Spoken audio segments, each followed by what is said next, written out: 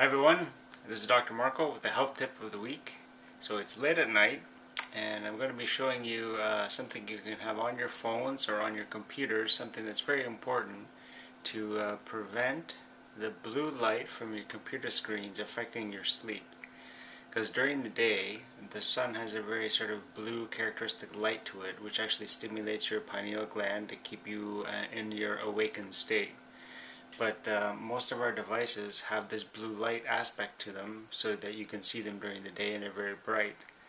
But when you have your devices on late at night, ideally, in the history of man sort of thing, when the sun started to go down, everything would start to have like a more of a reddish hue to it.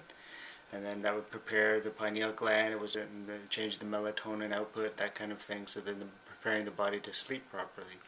So using our devices late at night or before you go to bed is actually a really bad idea if you have the screens. You shouldn't be using it at all, ideally.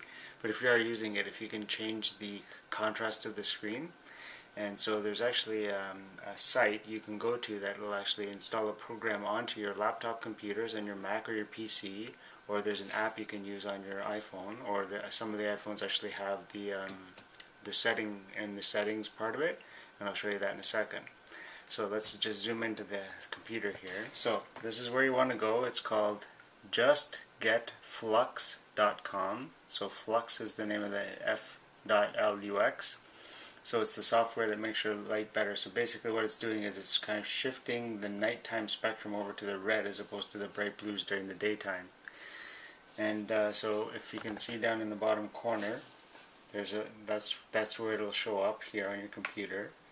And it gives you sort of a sine wave of how the settings goes, and you might be able to see like a 24-hour preview, daytime, and then starts to go into dusk and dawn during the evening hours, and that's what it'll look like during the evening. So this is what you can get for your PC or your Mac. Your phones can have it too. This is an iPhone 5. The one previous to this, I'm not sure if I had this, but if you just go to your display and brightness, that's where you can put called night shift, and when you click that you can schedule what time you want it to sort of start to get to the reddish colors, and you can modify how red or how bright. So this would be daytime, less warm, and then you go over to more warm like that, and so that way you'll have the reddish hue to your screen in the evening. If you don't have this, you can go to the App Store and get something called the Twilight app. When you get the Twilight app, it's actually just it just opens a web browser, so it doesn't change the whole phone. But if you're just browsing, you could actually open that up as your browser, and the browser will have the reddish hue to it. So it doesn't modify the whole phone. Obviously, just doing it with the settings of the phone is ideal. But if your phone doesn't have that option, or if it's an iPad that doesn't have that option, you go to the Twilight app in the App Store, and then you'll be able to open up a browser that'll have that reddish hue to it.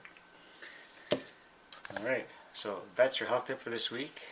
Make sure to keep your nighttime viewing to a minimum if possible, and use these apps to prevent blue light from stimulating your pineal gland to make you think you're staying up and interrupting your sleep. So this can affect your energy and that kind of thing.